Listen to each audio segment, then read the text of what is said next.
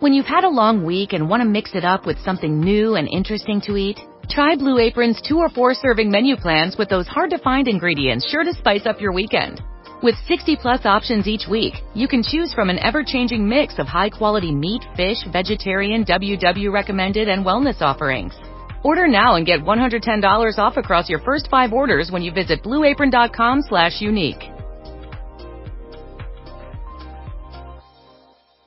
Aprovecha los precios más bajos de la temporada de JCPenney. Como toallas de baño Home Expressions Quick Dry a solo $4.88. Y encuentra aún más ahorros en botas para damas y jeans para él y ella de marcas como St. John's Bay, Mutual Weave, Arizona y más. Comenzando en $21.88 cada uno. Compre con estilo. JCPenney. Ofertas válidas hasta el 23 de octubre en selección de estilos. Los precios más bajos de la temporada se refiere al periodo del 31 de julio al 23 de octubre. Se excluyen del cupón.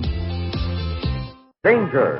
Hundreds of dramatic behind-the-scenes adventures are all part of the Clyde Beatty story.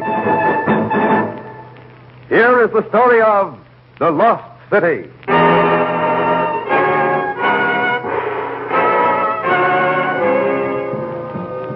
I was sweltering at the Saigon airport, waiting for a plane to take me to Rangoon to check a shipment of wild animals, when to my amazement I heard someone quietly say, I do believe it's Clyde Beatty. I glanced up to see the broad grin of my old friend Dick Rossi, one of the original Flying Tigers. I soon learned he was still taking to the air, running a transport service from Saigon through Bangkok to Rangoon. In a couple of hours, we were 7,000 feet over the tangled jungles of Cambodia, headed for Rangoon. It's really a break for me, Clyde, having someone else piloting this heap for a change. Oh, this is fun. Hey, that's some mess of jungle down there. If you had to look at it as much as I do, you'd be sick of it, too. Hate to get forced down in that stuff. Don't even mention it. Maybe I'm spoiled, Dick, but after flying that twin beach I've got back home, this crate handles like a dump truck. Look, this is just a gypsy outfit. Can't expect deluxe equipment. The ships on my freight run are held together with baling wire and chewing gum. Now you tell me. Don't worry, pal. Old Elsie here can glide 1,000 miles on just her reputation alone. Oh? Well, then we better get upstairs where there's room, huh? Hey, take it easy, Clyde. This ain't your twin beach. Uh-oh. It's okay. The old girl's just pumping for air, that's all. Well, the mixture's too lean. Yeah. There. That'll fix it. Brother, for a minute I thought that starboard motor was going to quit. These motors quit? Don't be silly. Why, I would... You were saying, Mr. Rossi? Well, I'll be. That never happened before. Well, it's happened now. We're starting to lose altitude. Turn her over to me, Clyde. You better get Bangkok on the radio. Our call letters are LC1029. Right. LC1029 calling Bangkok Tower. LC1029 calling Bangkok Tower. Come in, please. Don't worry, Clyde. We can limp in, okay? Worried? Who's worried? Baling wire and chewing gum are pretty tough stuff. Bangkok Tower to LC1029. That's my boy talking. Bangkok Tower to LC1029. Receiving you loud and clear. Over. Tell him we're limping in and to keep in touch. Now what? Elsie, don't do that. Come on. Stand by, Bangkok. Stand by. Yeah, they're both dead now. Don't look now, my friend, but that jungle's getting closer and closer. Yeah, and if Elsie doesn't stop this foolishness, we're going to be sitting right in it.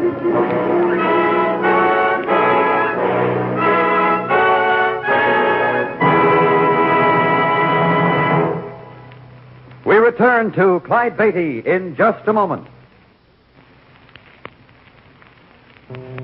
And now, back to Clyde Beatty's adventure, The Lost City.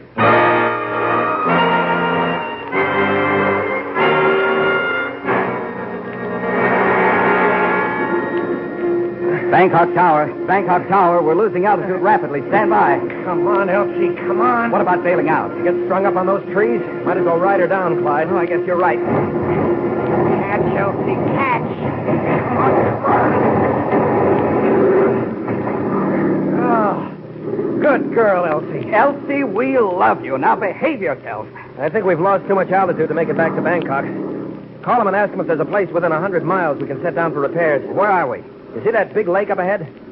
Yeah. Hey, that's a big puddle of water. They call it Tonle Sap. On this course, we'll fly over the north end of it. Well, I'll check with Bangkok. LC1029 to Bangkok Tower. We're cruising on one motor.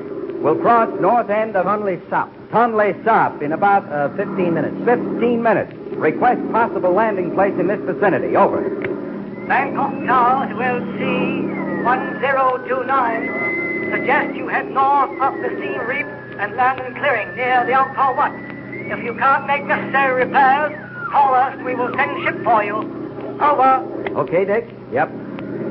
Okay, Bangkok. We'll call upon landing. Over and out. Well, looks like this routine flight has turned into a sightseeing trip. I hear those ruins are something to see. You mean Angkor Wat? Yeah. They say the city was built back in the Middle Ages. I've read about it. The Khmers built it, didn't they? I don't remember. But whoever they were, they did a terrific job. Well, the original city was supposed to have been larger than Paris. Housed a population of over 2 million people. Wow.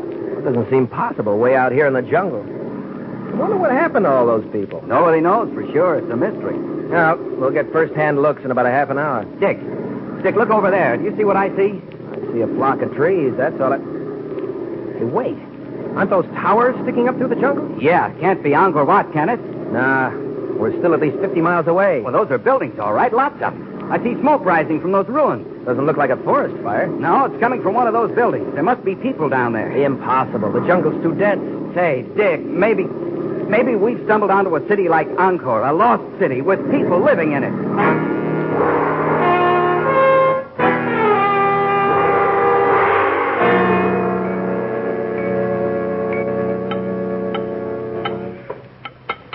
It's the fuel pump, all right, Clyde. Yeah, it's shot.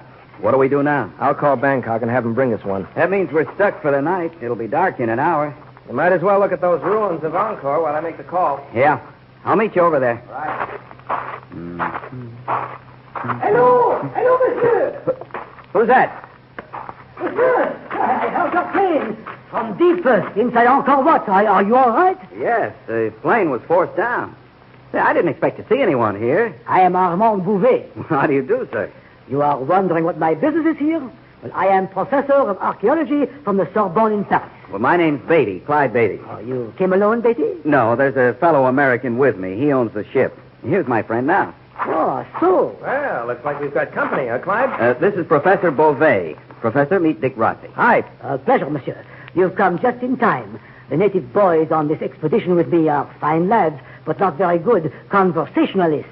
Well, have you been here long, Professor? 3 months this time. I am searching for clues about the people who built Angkor Wat. And then we can talk about that during dinner, huh? You gentlemen will join me. Did you say dinner? I cannot set too elegant a table, monsieur, but you are welcome. We accept your invitation. Lead on, Professor.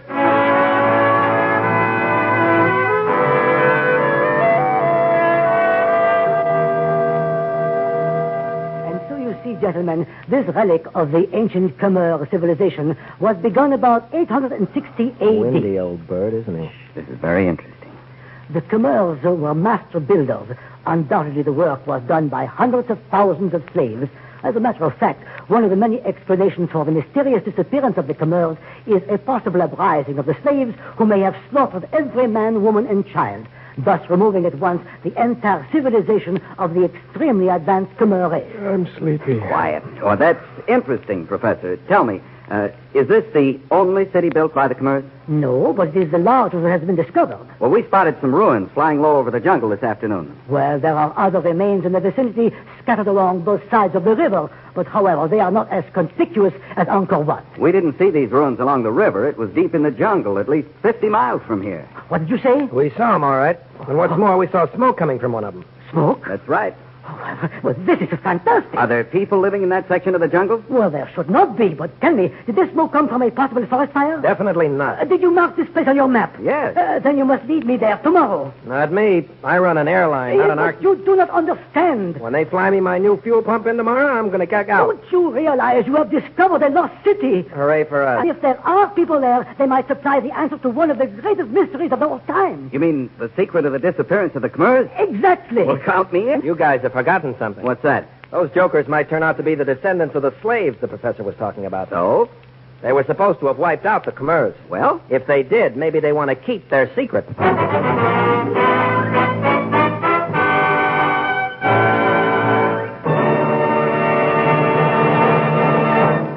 Clyde Beatty will return in just a moment. And now, back to Clyde Beatty and the Lost City.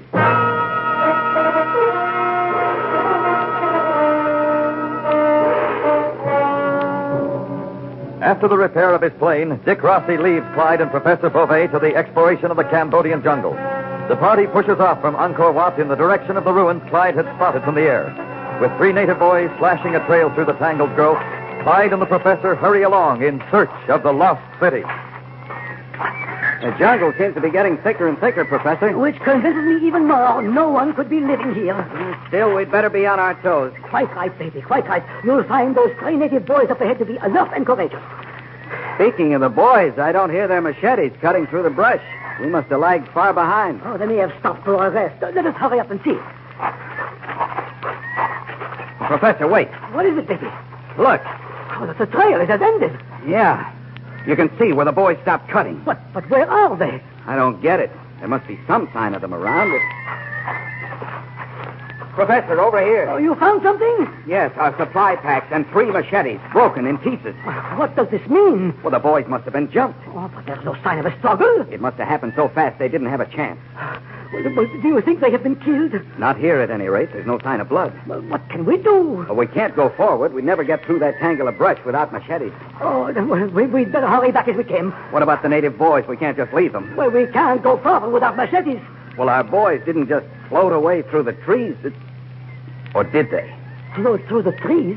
What do you mean, baby? Never mind. Just grab one of those packs. I'll get the other. But There's no time to lose. Now hurry back down the trail. I don't understand, baby. The jungle has ears. But I know. I'll explain later. Right now, we've got to look like we're heading out of here.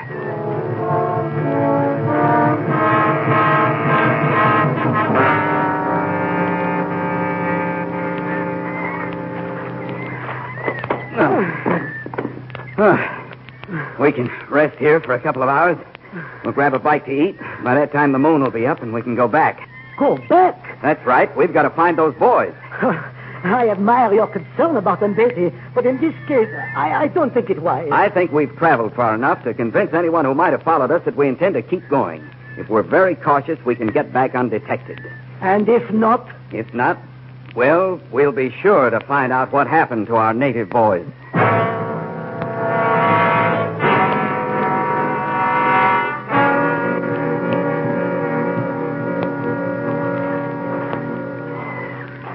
This is the place, Professor. Now keep your fingers crossed. They have not been uncrossed since we started back into this forsaken jungle. We are once more at the blank end of the trail. By what magic do we go forward? Before we go forward, we go up. Up? Whoever kidnapped our boys didn't come through the underbrush. That leaves one other possibility. They dropped down from the trees. Oh? If we were to climb that tree, what do you suppose we'd find? If you set an electric tramway, I should not be at all surprised. I'll bet there's a system of trails through the dense trees high above the ground. Fantastic. Not fantastic, just clever. Come on, let's see.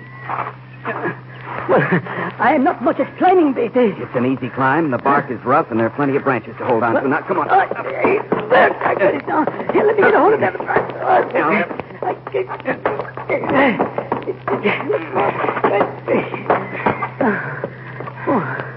You were right. This is amazing. It is a series of narrow passageways. Exactly, 20 feet above the ground. Now, we've got to move cautiously. Well, will these boards hold us? Sure, they're heavy split timbers and are fastened securely from tree to tree. Ingenious. Very ingenious. Let's go. Quietly now. These trails probably all lead to the city. Do you realize they can't be seen from above or below? I cannot think of a better way to keep a lost city lost. Sure, Professor. This is better protection for a city than a dozen high walls or moats. Indeed, yes. No enemy could successfully attack such a place. It's getting lighter just ahead. I think we're coming to a clearing. Well, should we draw our guns, Betty? No, but be alert. Now, we'd better get on hands and knees, and whatever you do, don't make any loud noise. Easy now. Just a few more feet, and we can see into the clearing. Professor. Look. Magnificent. Magnificent. It's the Lost City. Oh, an amazing example of ancient Khmer architecture. On the steps of that building, a group of people. At least they don't look savage. Looks can be deceiving. They must be having some sort of powwow. Say, aren't those our boys in the center of the group there? Yes, they seem to have entered into the conversation. Well, if we can get just a little closer, maybe we can hear what they're saying. Listen, one of them is making a speech. Can you understand him, Professor? Vaguely. That dialect is archaic, but I think I can transpose it. What's he saying? Well, as nearly as I can make out, he's telling our boys they must reconcile themselves to the fact they are to remain in the lost city forever. Uh-oh. That could happen to us. He says, we are peace-loving people. We have taken refuge here from an evil world. None shall come to disturb us. I get it. These people aren't direct descendants of the Khmers or their slaves. They're just some Cambodians who've run away from war and bloodshed. They've hidden themselves here in the jungle. You're right. They may have been here for generations, living sort of a Shangri-La existence. Since we have found them in this lost city, hiding in the ancient buildings, they're afraid we might bring others who would destroy them as the Khmers were destroyed. Oh, we had better leave, Beatty. As much as I love ancient ruins, I shouldn't like to live in one for the rest of my life. We've got to rescue those native boys. I've got an idea. Huh? If it works, we'll be all right. And if it doesn't? It'll work. Now listen carefully. I'm going around to the other side. In a little while, you'll hear the snarl of a panther. And when you do, get ready to act. What am I to do? Well, as you can see, they're unarmed. If they think a wild animal is about to attack, they should dash away for weapons. When they do, I'll drop down, get the boys, and bring them up here. And we'll have to move fast. Be ready to give us a hand up if we make it. Do you understand? I understand. But it's such a desperate move. How can it succeed? Because it is desperate, it has to succeed.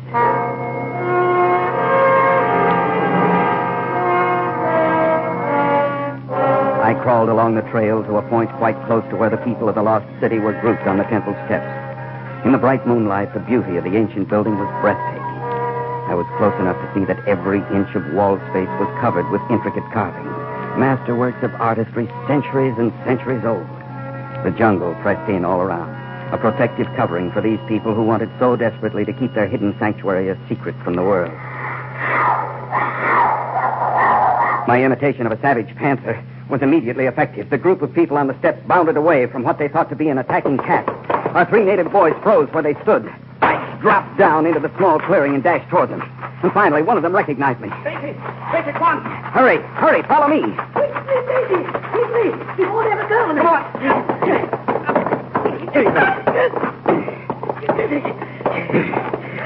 Oh, you've made it. Not yet. We'd better get moving before they find out what happened.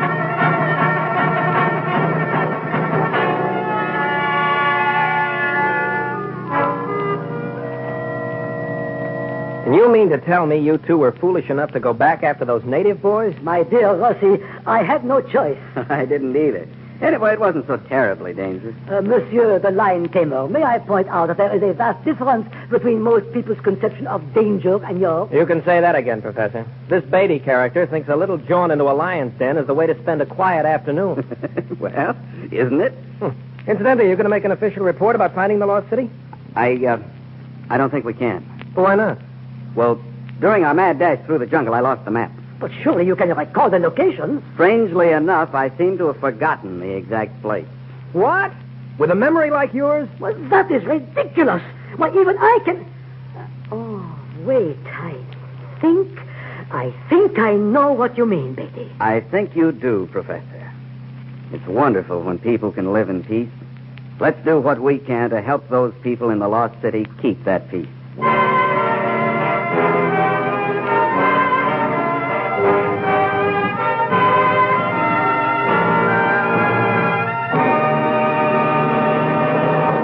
And now, here is the star of our show, Clyde Beatty. I hope you enjoyed the journey to the lost city, for this was one of the most fantastic experiences of my career. I'll bring you another exciting adventure the next time we meet.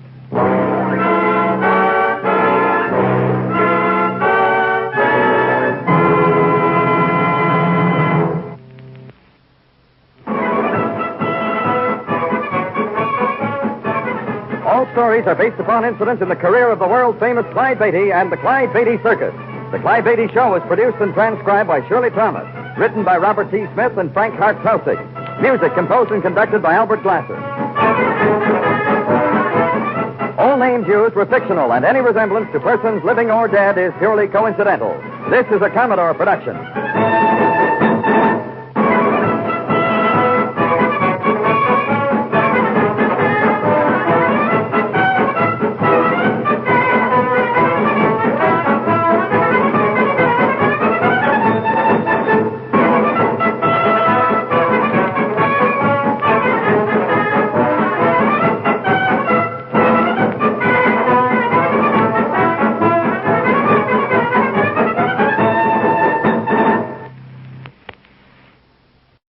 When you've had a long week and want to mix it up with something new and interesting to eat, try Blue Apron's 2 or 4 serving menu plans with those hard-to-find ingredients sure to spice up your weekend.